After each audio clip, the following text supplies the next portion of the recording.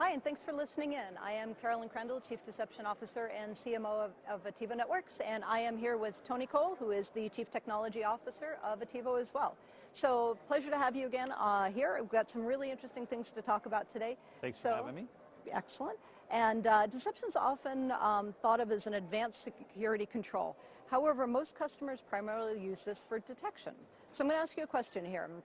Can you share share with our listeners what profile of a company would use deception for detection versus those that would use it for advanced strategies like attacker engagement and things like that. So just trying to help our listeners here understand who would use this technology and how. Yeah, that's a great question, and it runs the full gamut. We have customers that don't care. So somebody's breached their environment, their existing preventative tools have failed, so they got through deception, picked it up, and all they care about is getting them off the network as quickly as possible. So first thing they do is quarantine, then they'll work on their orchestration pieces and such, and they never really do anything more than how did that adversary get in versus, I want to understand the adversary, what was their motive. They don't care. They just want to detect it, close the hole, and move on. So in the processes associated with that. And that's interesting and very good, and detection is a very good piece for that.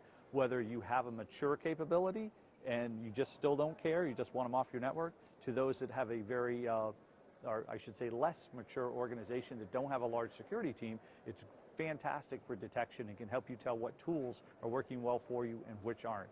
It also works great though for those that wish to have adversary engagement, that want to understand who's targeting me, what assets are they after, what TTPs do they utilize, what registry keys do they change, what files do they use, what tools do they use, do they go native inside your environment using tools your own team uses. So they really want to understand all those pieces, and it's fantastic for that as well because it gives you significant information across your entire enterprise on how they got in and can help you feed that data into your existing tools to make them even better.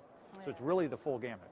Yeah, so definitely if people just want very accurate and efficient detection, you can use this for augmenting, knowing when somebody bypasses your perimeter defense. Yeah. And then for those that want to get a little bit more sophisticated or maybe see things like nation states that they really want to understand a little bit more about how they're going about the attack. And maybe or a lot about.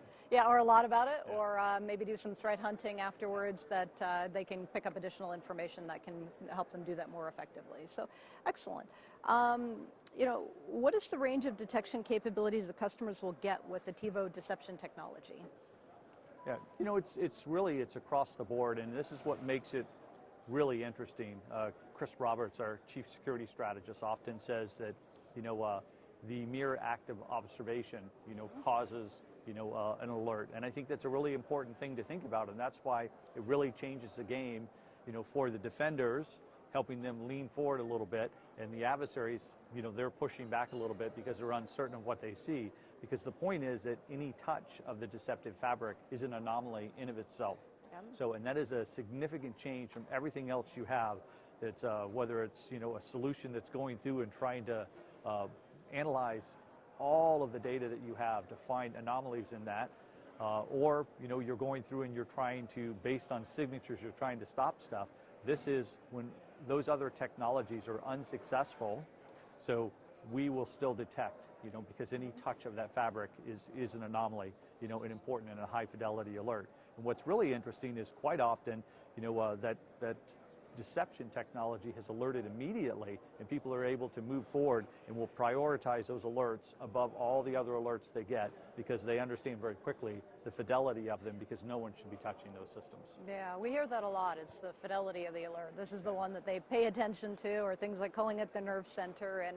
And it's true, if you think about it, there's no production value to the employees, so if they're touching it, at minimum it's a policy violation, and maybe worst case it's something more malicious. With all the things that Attivo does, it's a full deception fabric. You can sit in all kinds of environments that I'd like to have you touch on those a bit. But, is this type of a fabric typical amongst the deception offerings that are out there by various vendors, or do you feel like Attivo presents their offerings in a different way from a capability and coverage standpoint? Yeah, most of the vendors providing deception are doing it in a somewhat limited fashion. They're either doing, a credential piece, some cloud pieces, but, nothing comprehensive with, from the credential side to the decoys. No one is doing any of the AD secure stuff that we're doing. That's fantastic. Or the full, Endpoint Detection Net, capabilities that we have. So that's what's really different for Attivo Networks, and that's the fact that we have a capability that covers a complete fabric across your premise, on-premise. So on-premise hybrid, where you've got some components in the cloud, and completely in the cloud as well. We just released an announcement with Microsoft Azure for their IoT, so doing deceptive pieces in that. We work in Google Cloud, we work in AWS, deceptive S3 buckets, deceptive Lambda functions, it doesn't matter. So Attivo has a deception fabric that covers your entire environment however it is. And I think we've been very good, with many of our Fortune 50 and Fortune 500 customers, moving with them as they migrate into new capabilities. We've moved deception with them and continue to do so. Yeah, no, great. Yeah, it's definitely a full fabric, and you talked about the cloud environments, and a little bit earlier you touched on some of the IoT and industrial control system coverage, and really making sure that regardless of where they want detection coverage, that they can use one system to be able to manage all those different environments. Yeah, and I think that's an important note. We've been so successful in this that U.S. Department of Energy just did that announcement where they asked us if we could work with Pacific Northwest National Labs. Yeah. It's public. So, and we have a structure with them where we're moving deception lower in the stack into the cyber physical systems as well to protect the energy grid. So there's a tremendous amount we can do in any type of environment, whether it's medical systems, IoT, SCADA, we don't care, or your enterprise, regardless if it's on-prem or in cloud, we have deception that fits that. Excellent, excellent. Well, so great a way to trip up an external attacker coming in. Insider threats this year has been stated as the #1 threat to be concerned about. How does deception play with detecting insider threats? Yeah, it doesn't matter, the way our deceptive fabric is laid out across the enterprise. It doesn't matter if it's, an intruder breaking in or a malicious insider. We've actually had some organizations that have rolled out deception, and people that were part of the rollout, even though it was done in secrecy, were still caught. So breaking, policy, I'm not sure if that one was a malicious insider, but nevertheless, they were breaking policy and were walked out of the company over it. So because the way the structure is done, it's dynamic in fashion. You change things up and people never know what's real and what isn't real. So anyone that's doing things outside of their role base that they have, and starting to explore things that by policy they shouldn't be, we'll catch that activity. And report on that, of course, with a high fidelity alert. So that's the big change in structure. So for insider threats, it's fantastic as well. And even for those, just exploring that aren't allowed to explore, if someone wants to, they could take action based on that as well. It's funny, some CISOs that have rolled out our technology have told us that they integrate very closely with HR as well. Yeah. So these are policy violations, and then HR is engaged and involved to decide what activities that they want to take with that employee violating policy. Yeah, yeah, and I hear a lot too about black box installs where essentially no names, no product names, nothing on there, and very few people inside the company, which kind of speaks to the overall kind of growing stealthy use of deception that's out there today, because a lot of people are very tight-lipped about their use of the technology, but it's definitely out there, and maybe somebody that's considering doing something they shouldn't in the organization to wonder if there's some baits and traps out there for them. That's a great point. All my decades I've been in cybersecurity, and it's funny, I've never seen people, with such a secretive nature around a specific technology they roll out in the enterprise like deception. I mean, it's a phenomenally well-kept secret by many CISOs that are using it today. Yeah, definitely. So we talked about kind of bigger picture of the different environments. There's definitely, MITRE ATT&CK framework and how an attacker will progress and move through the network.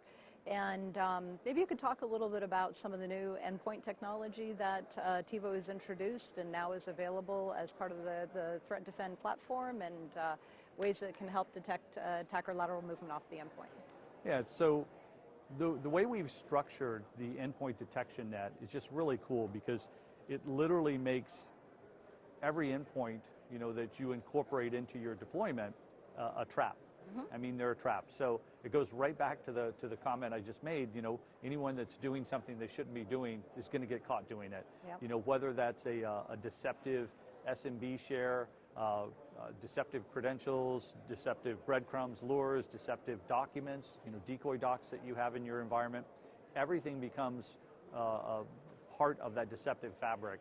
So if you're doing things outside of the structure of your job and using tools that you shouldn't be using that are probably not allowed even in your environment, you're going to get caught by this technology. So which just makes it fun. As you were there and just with me, so we just finished our customer advisory board, which is great fun for me because everything stays inside the customer environment. So this is an opportunity to get a lot of CISOs together and have a conversation, what works well for you, where should we improve, and the feedback was just phenomenal on the things they're catching and the fun they're having with this. Yeah, I always love our advisory board because the thing that seems to come out every time is the number of use cases that people can apply deception technology to. People start fundamentally with some high, basic detection in there, and then start to realize the insider, the M&A, the protection of other devices, migration to cloud, things like that, and the art form that they're building on top of the science we provided, which is great fun. Yeah, definitely. So we touched a little bit upon MITRE, but there are several other security frameworks that are out there. Can you talk a little bit about how deception is fitting into these various frameworks? Yeah, certainly. So probably the most well-known globally is the NIST Cybersecurity framework. So many people talk about the framework. I think you have to look at 853, which is where the controls come from to go into the framework. And deception has been in 853 for a while. The new version, Rev 5, that should drop anytime, it's at Office of Management and Budget for approval. That one actually lays out more on misdirection and decoys and gives a lot more guidance around deception. I think that one's critically important. 800-160 from NIST as well, that also feeds, and you're seeing more and more on IoT as well, where they're looking at deception, as part of the framework for any style enterprise, because quite frankly, deception has been used against all of us in almost every attack. And for many, many years, people weren't using deception to fight back, to put the attacker back on the heels. So the NIST Cybersecurity framework is one. The MITRE attack matrix is another really good. It's not a framework, but it is a framework, but I mean it's structured more around adversary intent and capabilities, and then building your tools around it. So I think that is another important one. And those are probably the two biggest ones that we see globally that are recognized today. Okay, excellent. And last question for you here. Can you talk about how deception can help with security assessments? Oh, yeah, certainly. That's a really fun one. The entire goal of a security assessment when you bring in a red team to come in is to find vulnerabilities in your system. More mature organizations today are using that red team in conjunction with their blue team, so they call it purple teaming. So you're having interactions driving the blue team to fill the holes that the red team finds. And we have great fun because the whole goal of a red team is to try their darndest to emulate what an adversary would do to break into those systems. So we've been very, very good at catching red teams and breach attack simulation tools, so as they go through and try to find vulnerabilities in the system, so with deception on a continuous basis. In fact, I don't know of any cases where we haven't stopped the red team. And keep in mind, we're not beating up red teams because the red teams are a critical component of ensuring and increasing the level of your security. So sure, yeah, just a good proxy for the attack. Exactly. So, but it's really, really interesting that even when they're told about deception, they can't evade the deception. They always set it off. They always get caught. I shouldn't say they always get caught, but all the feedback we get from the CISOs using our technology is we caught them every single time and have told them, stop going there, we've got deception laid out there, so you're wasting your time. So it's a tremendous amount of fun, and we've done the same thing, catching breach after breach after breach where other technology has been bypassed or circumvented. So I hope that we'll continue to increase our relationships with many of the best red teams out there so that we can actually build that synergy, so as we increase our technology and they increase their skills, so the end result is a better security posture for every customer of ours. Absolutely. For all customers. Absolutely. Anything we didn't cover that you want to add in at this point? I think that's it. I know that so many people, hopefully if you're watching this video, we've piqued your interest in what deception is today. There's a lot of vendors saying they provide some really cool stuff, but I tell people again, you know, if you listen to Gartner, you listen to MITRE, you know, EMA and all these other analysts, they're all saying deception works. Check it out. Yep. Thank you for having me. No, absolutely. And if you want more information about any of the technology, including case studies, data sheets, white papers, etc., please visit the Resource Center on the AttivoNetworks.com website. And thank you for tuning in. Thank you.